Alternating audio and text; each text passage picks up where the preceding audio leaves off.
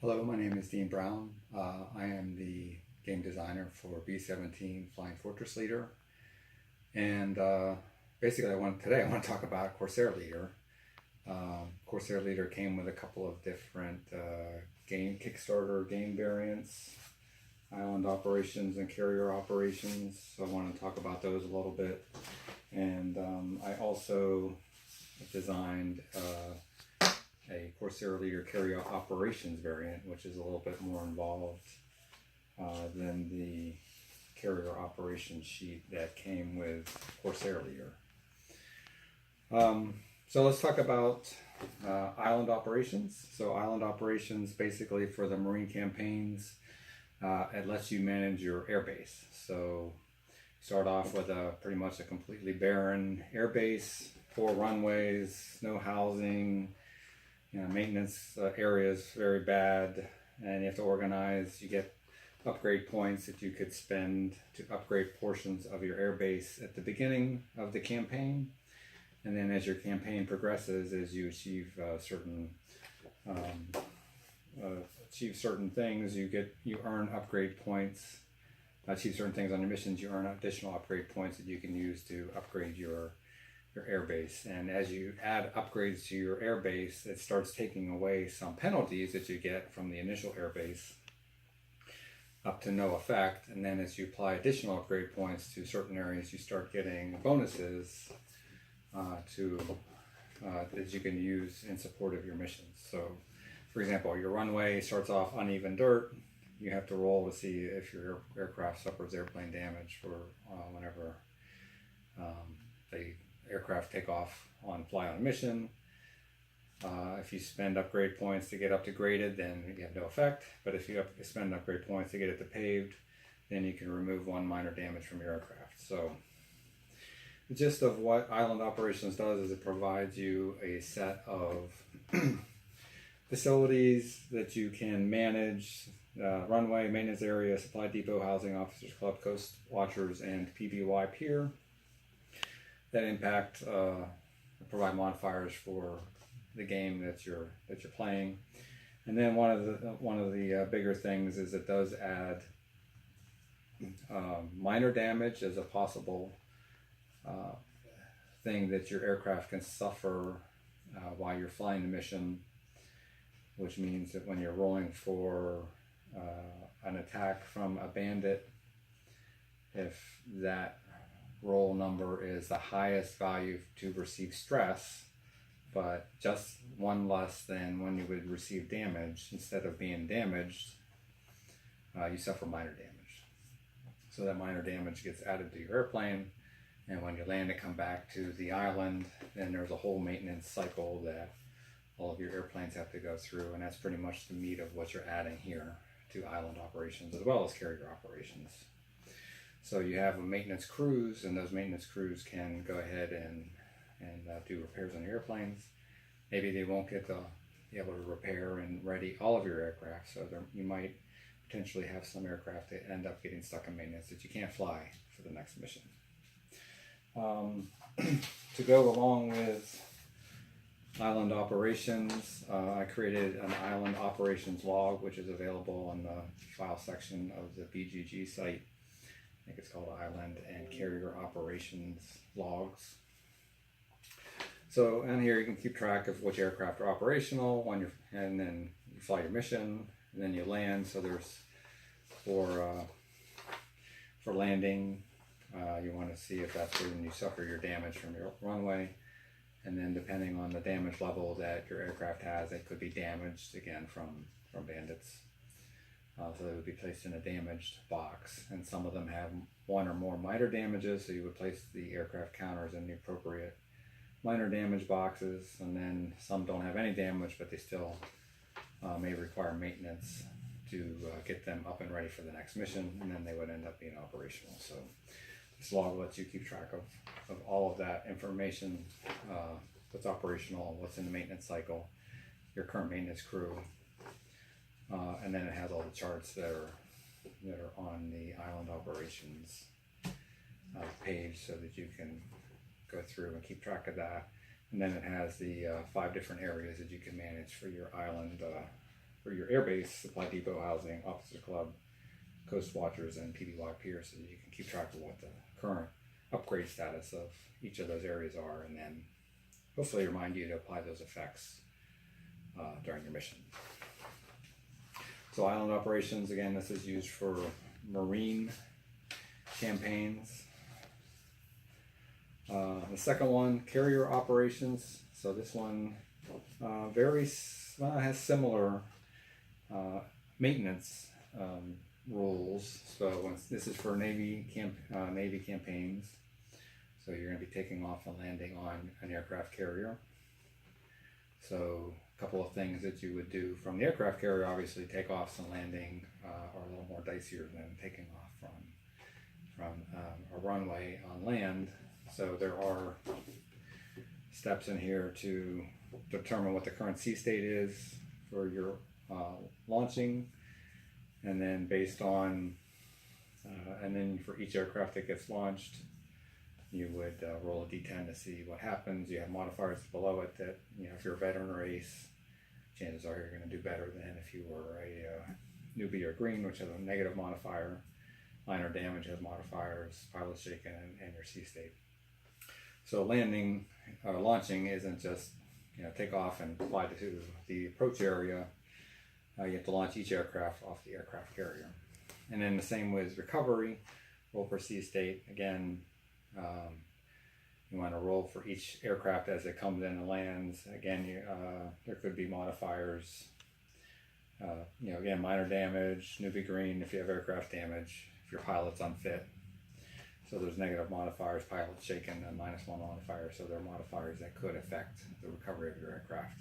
And in some cases, they might have to ditch, or they might have just earn additional stress. So it does add a little bit extra risk to your pilots for launching and taking off. To counter that a little bit, for the campaign adjustments, you do start off with twice as many aircraft as you would in a normal campaign. So you have twice as many pilots at every skill level, but on the downside, you have to destroy the target. It requires twice as many hits to destroy the targets, and you draw twice as many sights and bandits. So it's a little bit hard. Missions are a little bit harder because you have more sights and bandits, but you're also able to fly more airplanes against particular targets, and it makes you feel more like a carrier commander, where you do have this large set of aircraft that you have to manage and launch and fly on the mission and come back and land and recover. And then all those airplanes have to go through the same maintenance cycle that they would have to for island operations. So again, in that same file with the island operations log, there is a carrier operations log, which helps you with your takeoff and landing and recovery. Has all the charts and modifiers for how to do that. Again, has your maintenance section here for what airplanes are operational, which airplanes are in the maintenance cycle, if you track your maintenance crew.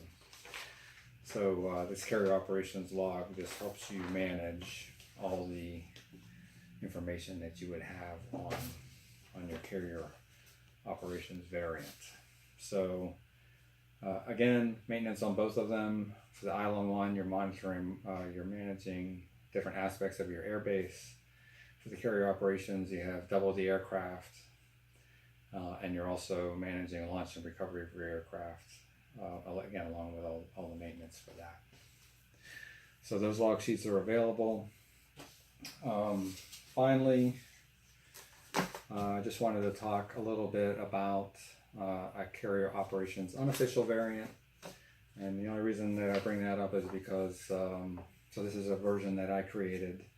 I've been reading a lot on the Pacific Theater. I was thinking that maybe I would design a game similar to VG's Carrier, which is a fairly complex game. But I was thinking, the Leader series would be awesome to build something like that. It'd be a little bit easier. But then when you start thinking about it, it's like, well, Corsair Leader really provides core system for managing your torpedo bombers and your dive bombers and your fighters, going out and flying on the mission and coming back. So there's a lot of things that you could wrap around that that this variant does. That the Pacific commanders really had to think about when they were taking their carriers out. So some of the things that I added was I did add the maintenance routine that was in the island operations and carrier operations. So maintenance is obviously a big deal for making sure that all the airplanes are repaired and ready to fly. There is also a launch procedure that you have to follow. One of the key problems that the aircraft carriers had was they had to have wind speed going across the runway of the deck in order for the aircraft to take off, and the heavier loaded the aircraft were with ordnance, the more wind speed you had to have in order to get them off the deck. So so computing what the current wind speed is across the deck, and then you get to add on, for you have several different carriers, they have a default airspeed that this one has like the SX has a default speed of 6, and then you would add the wind speed, and then you consult the table to see if you maybe have to reduce the weight of some of your bombers, or you can't even fly torpedo bombers in the worst case, or you can add additional weight to your bombers because you have the wind speed over the deck in order to be able to successfully launch your aircraft from that. But your carrier can also be damaged and speed could be reduced. So you might be fine at the beginning of a campaign, and then as you progress through the campaign, it might become more and more of an issue. So launching aircraft, again, slightly different from that perspective. In some cases, you might have to return to carrier because you had an unsuccessful launch. Some of the other things, one of the decisions that a carrier commander had to make is, and we make some of that during the Corsair leader game, is selecting what aircraft types we want to have and how many to include in the mission. But there was more than just flying to the target and back as far as allocating aircraft. In many cases, the commanders did not know where the enemy carriers were, so there were search patterns that had to be executed. They typically use the torpedo bombers to go out and search for the enemy carriers. So there is a search routine in here, so that if you draw a naval target from the target deck, that doesn't mean that you automatically found it. You still have to go search for and find that target.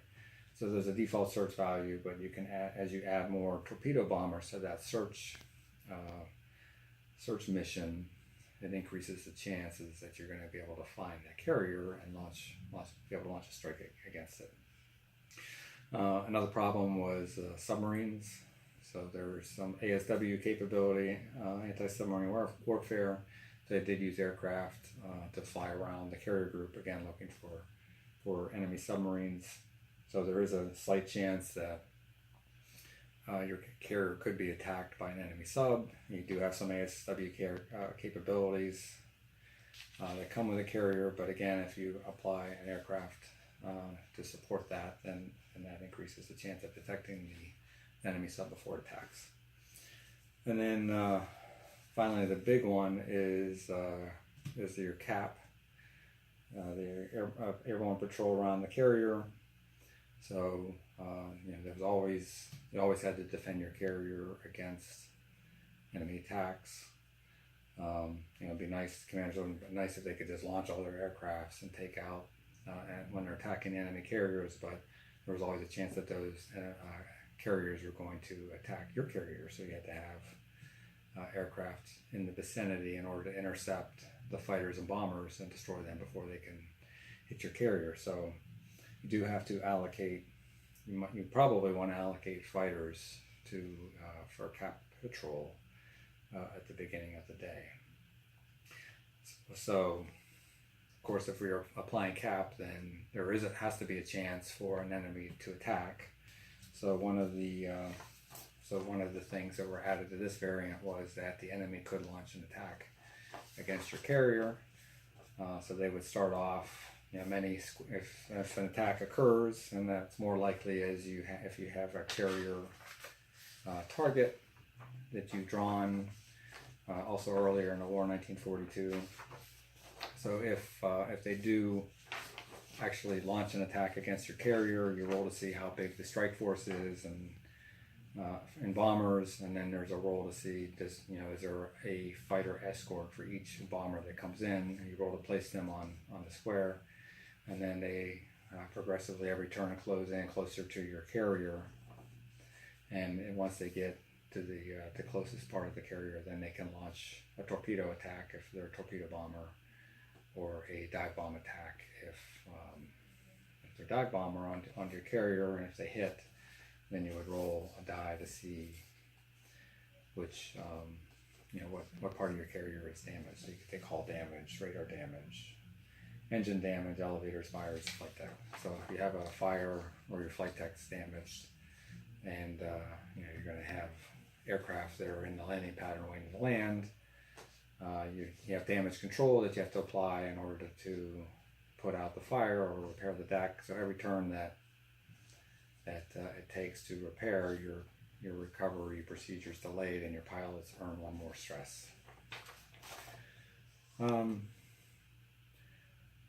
Each of the carriers, I have 3 carriers in the variant currently.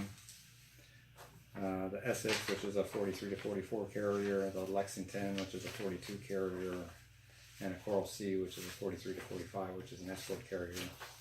They all have, the carriers and crew have attributes, again, similar to the island operations where you had attributes that you could upgrade.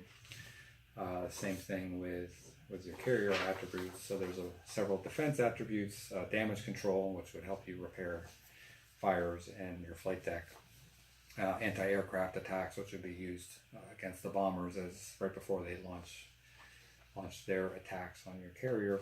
Fighter control, big problem. You need to be able to direct your cap to intercept the bombers and fighters that are attacking your carrier. So one of the things is that after the enemy bombers have been placed, you have to roll to see if fighter control takes over, and before you can start moving your cap airplanes to intercept that strike. So a very important number there. Fighter control was not too great in 42, but they get better later in the war, 43, 44. And then radar is another aspect. So as you roll to see which row each strike aircraft gets placed in, then you roll to see if it was detected. In this case, the radar is a 7+, so you would roll to see if radar is detected it. If it has, then you would stop here. If you roll a 6 or less, then you would move it one step closer and attempt to detect it again. If you still didn't detect it, you would move it another step closer until finally you get to this detected square when it would automatically be detected. So the strike force may be in any one of these 4 squares, depending on where your radar's detected it. So after you've actually detected it, then you have to have your fighter control active in order to be able to intercept with the cap. You could have cap flying in the area to intercept, or you can have cap on deck waiting to launch in order to intercept. And then again, there's some search attributes, so target search, being able to find that carrier target, naval target that you pull, and then ASW, being able to detect the enemy submarine. So those are the primary attributes that you're going to have for your carrier. And again, the missions, search mission if you have a naval target. Assign something to the ASW mission if you want, in order to help mitigate any enemy subs from being able to attack your carrier. And then the cap in order to protect your carrier from enemy strikes, which may or may not occur. So you might hold back, several aircraft for cap, and then launch your mission, and then you might not have an enemy attack. So in fact, it's likely that you're not going to have an enemy attack. but there's still a chance. So you have to balance the risks to, you know, doing an all-out attack versus protecting your force, just like the real carrier commanders had to do, you know, as part of their decision-making process. So I have a lot of rules here in small font. It's probably not organized in the best manner, so I'm probably going to redo that. I do have an example of play in here for how an enemy attack would take place. So it shows, you know, here we have several different, I guess down here, several different bombers, with some of them with escorts, and they get placed onto the one of the 3 attack lanes. You can see here that I have 1 cap fighter that's been launched, and I have 2 cap fighters waiting on deck. Basically, cap fighters on deck only suffer 1 stress. So if there is no attack, then they only suffer 1 stress, but if you launch a fighter, then it suffers 2 stress as part of the cap mission. So you have to balance that out as well. And then basically intercept, destroy the escort, and then destroy the bomber, and hopefully before they get all the way close into the carrier and attack. Also have a sequence of play. Basically, there's the red is the new sequence of play that's required for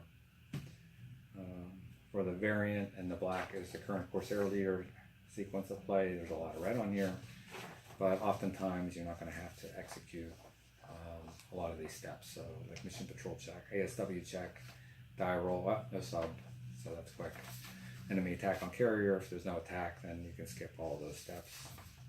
You do still have a pre-flight where you're assigning your aircraft, and then you have to launch your aircraft and check that out, and then there's a recovery procedure, again similar to the carrier operations variant that was provided with Corsair leader, where you need to recover your aircraft, and then going through the maintenance cycle, again similar to the carrier operations variant that was provided. And then you can earn upgrade points every mission in order to upgrade your different carrier attributes. So you could spend upgrade points to upgrade damage control, your anti-aircraft, fighter control, target search ASW. Radar is pretty much fixed, so that was an equipment display. So that was a quick description of the unofficial variant. The rules are posted in the file section of Corsair Leader's BGG site. If you want to download them and look them over, I'm going to run through a quick enemy attack here on a video just to show how that would play out if you were interested in continuing to watch. Okay, I have my USS Essex here. I'm doing the Battle of Lady Gulf campaign. So I have, so I'm using the Essex for 1944. I did start off with 8 upgrade points.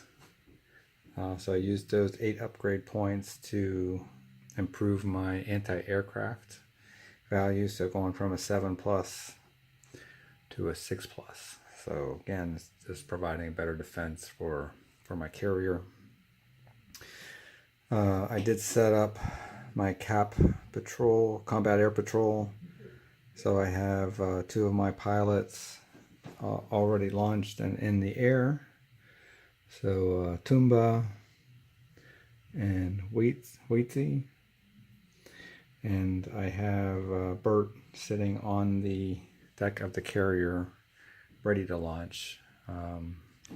So what I'm going to do here is I place the stress immediately at the start of combat air patrol.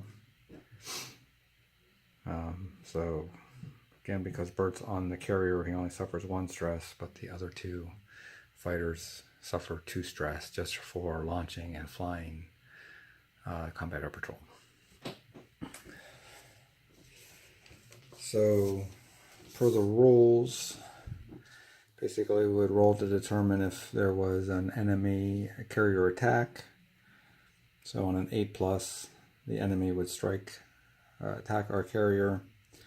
If it's a 42 campaign, you would add +1 to that roll. And if it's if you have an enemy light or fleet carrier target, whether it's been destroyed or not, if you have one for that day, then you would add +2 to the modifier for an enemy attack. So for the purposes of the video, we're just going to assume we rolled an 8, so our enemy is going to attack our carrier.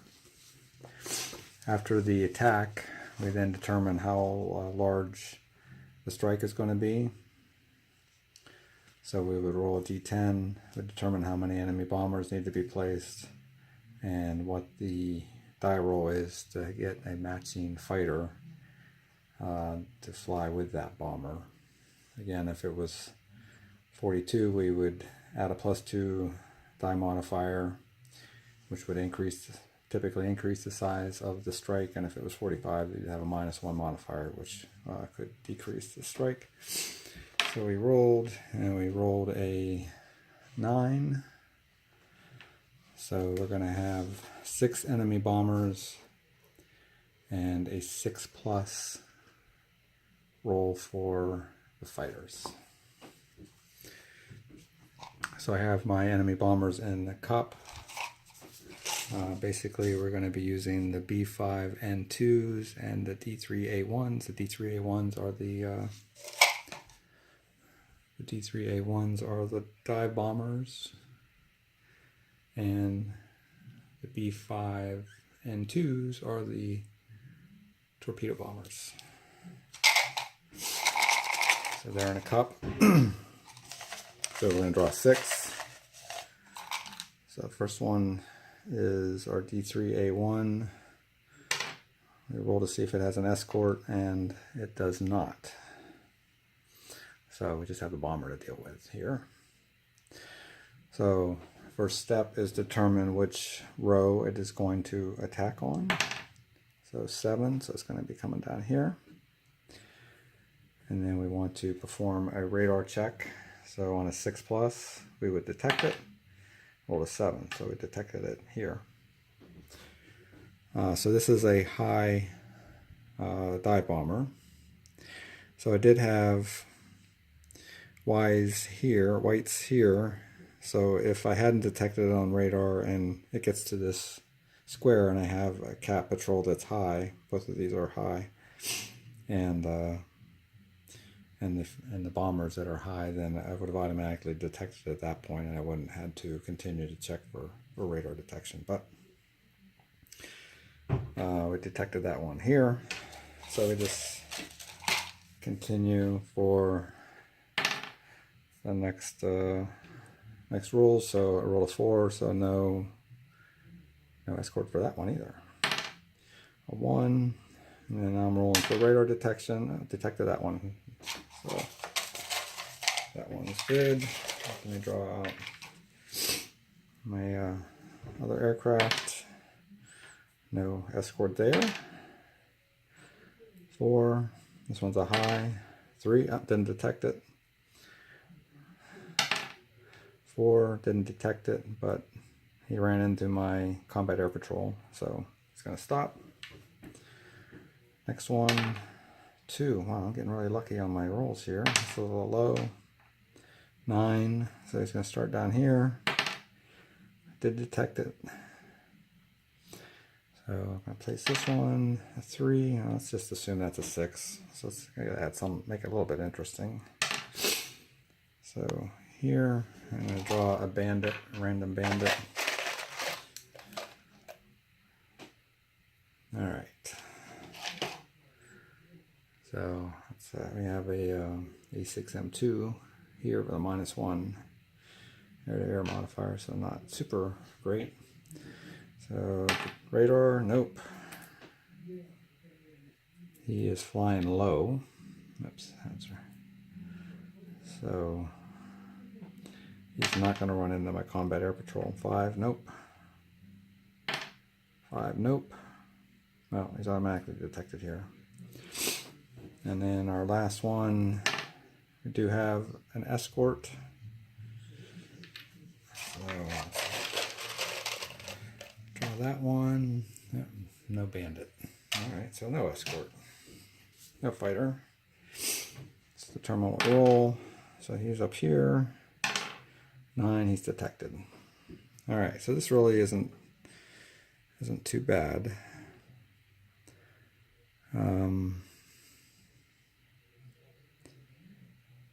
So I have, this one has a escort that I have to deal with. The rest of them do not.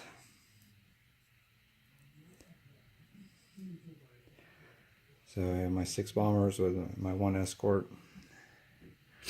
Now the bombers move 1 space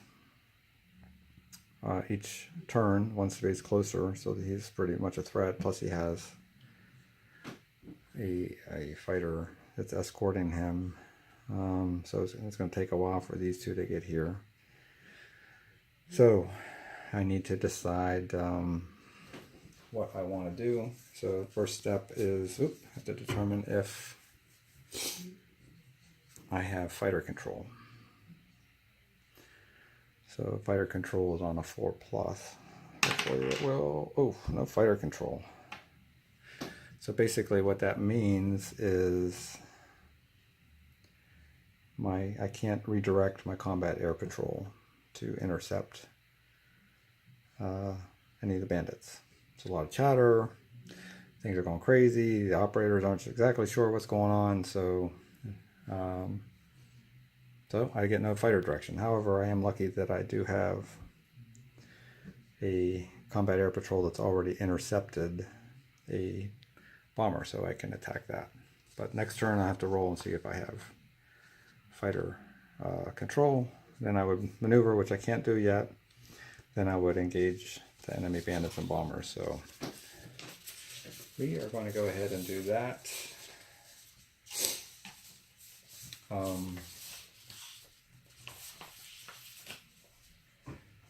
right. So I usually want to put a marker. Let me just use the turn marker here to note where the battle's taking place. We're going to start off in neutral. I'm going to look at my maneuver table. So let's see. Tumba has a +2 air-to-air, and the bomber has a -1, so I get a +3 modifier. So I have to decide what maneuver I'm going to do. So I'm going to go with half loop. Going to roll for that, and I got an 8 modified to 9+, so 4 positions plus an attack. So this one's really not going to be that hard. I don't know where to put this. Let's put this here. So 1, 2.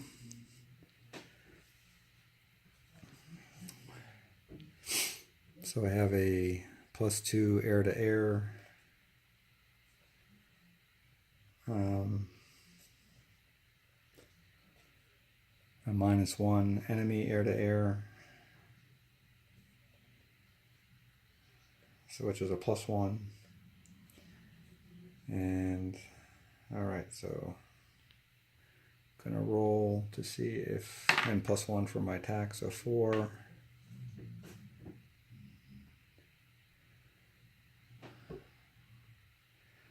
Right. Okay, so so I have a gun rating of 8. I rolled a 4. I add 3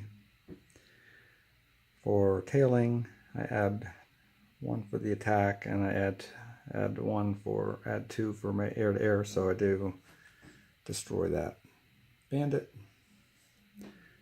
or that bomber. It gets put back in there.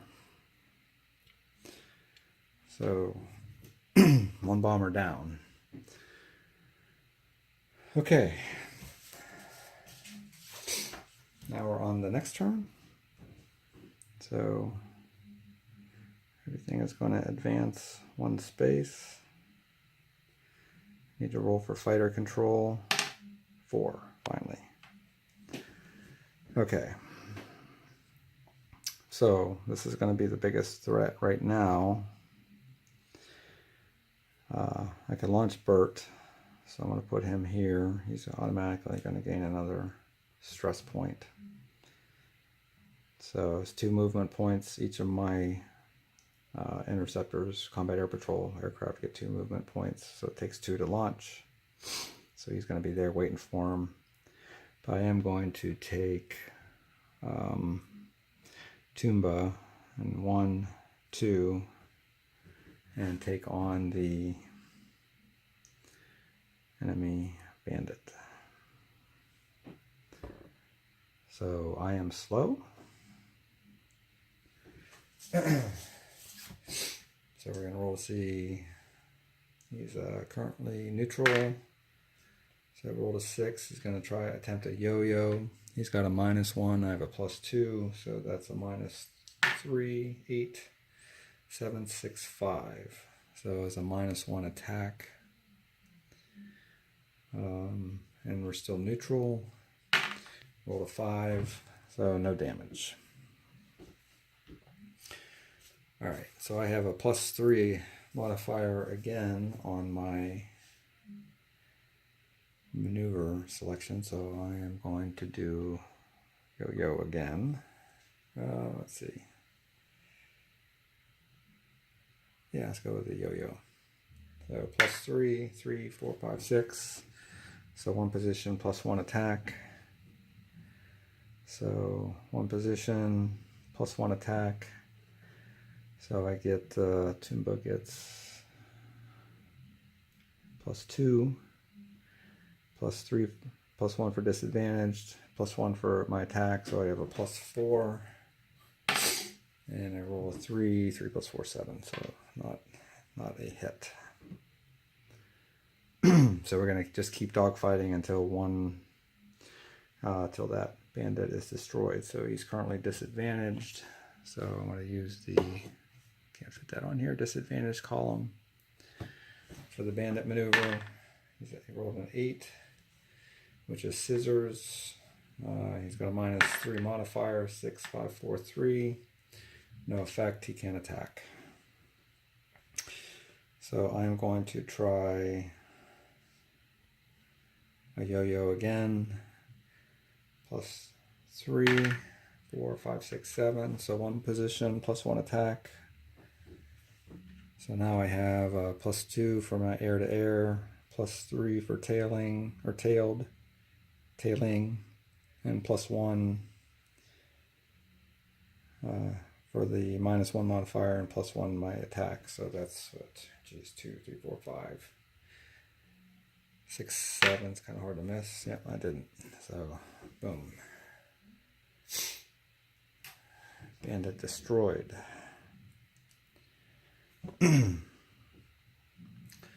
Now I'm going to go, Wentz is going to go after, see, he's high.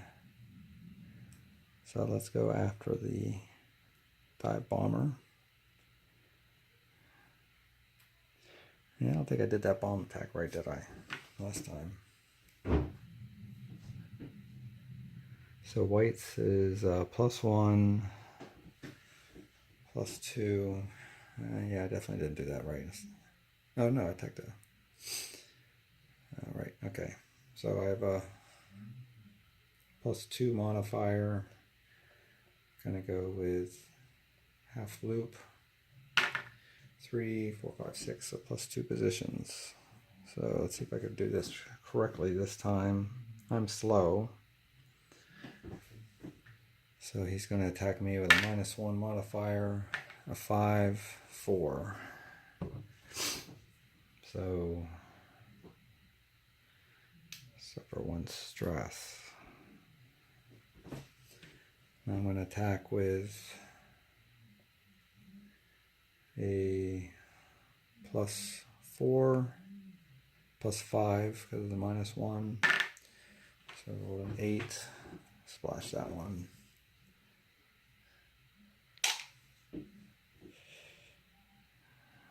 Alright, so everybody's moved. Move closer, move closer, move closer. He is low. I think I'm low here, launch. So I'm going to go ahead and intercept the dive bomber. See if I could do this one right again. So Bert's got 0 air to air. So I have a +1 modifier for position. So let's just do a tight turn. I roll 2, +1 is 3. So no effect. Gonna roll my die 2. So, oops, right. Bert is slow. So bomber's going to attack. Rolls a 7, which is 1 stress. Should have played this before. So stress, and then I roll my attack 8. All right, so that bomber is destroyed. So you get the idea. So then, you know, Jimbo would go here, whites would go here. So trying to maneuver, destroy the bombers, and let's assume that. Let's just assume that 2 got through somehow, just to show how an attack would be done.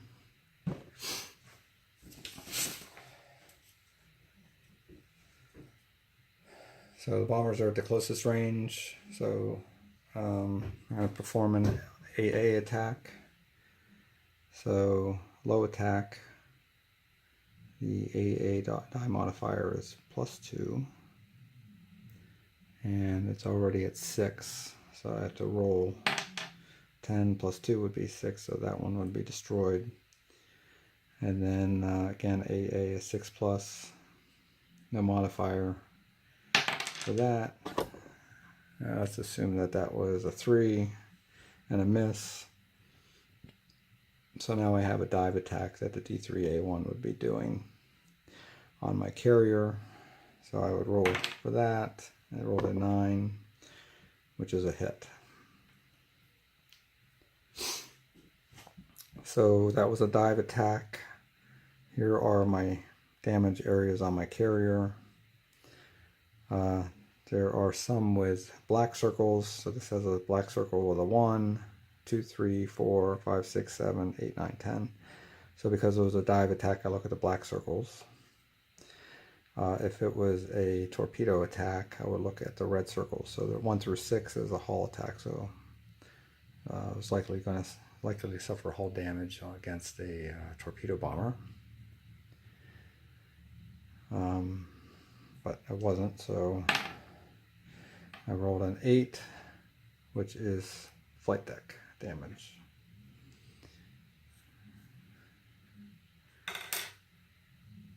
So now I have flight deck damage.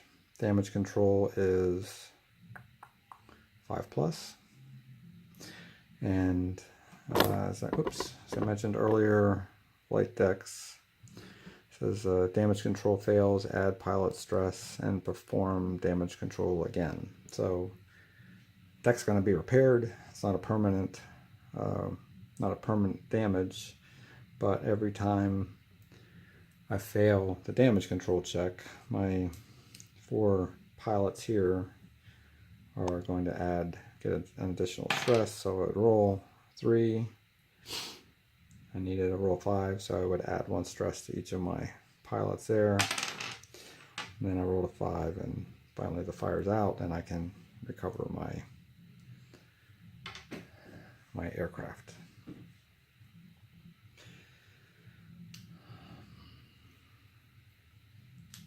Alright, I messed up one of my bomber encounters, but that's the gist of how you would perform an enemy attack on the carrier. Just basically this one, I didn't really have a whole lot of escorts. That was just dumb luck.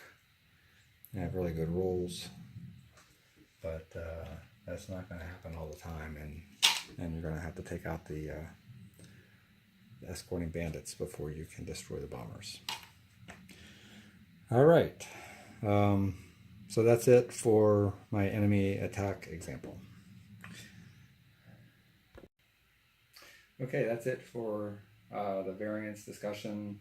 So again, island operations, carrier operations, those that came with the game. There's the log sheets, the carrier operations variant, unofficial one is also on the BGG site. One thing, there is a book here, How Carriers Fought, by Lars Solander, just came out this year. This is a very, very good book that describes actual carrier operations. So, ordnance, how dive bomb attacks were performed, different types of bombers that were used, and the tactics. So there's a lot of information about how the operations on the carrier were actually executed, and then instead of just talking about the carrier battles, like a lot of other great books that I have too. So this talks about the actual operations on board the carrier, and then towards the back it walks through several of the larger battles, and then has an analysis of how each commander did, and discussing that battle, how they deployed their search patterns, what combat air patrol they had, what the weather was like. So there's a lot of good discussions in the back of the book, quick summaries of each of the battles and the tactics that were used, and an analysis of how that battle was fought. So very good book in case you're interested in learning more about carrier operations in the Pacific. As well, it has some UK carrier operations as well. So that's it. If you have any questions, feel free to leave them on the BGG site for the files. If you have any playtest questions, you can post them there or on Facebook on the Corsair Leader group. I monitor that. So I appreciate the time, and again, let me know what you think. Thanks. Bye.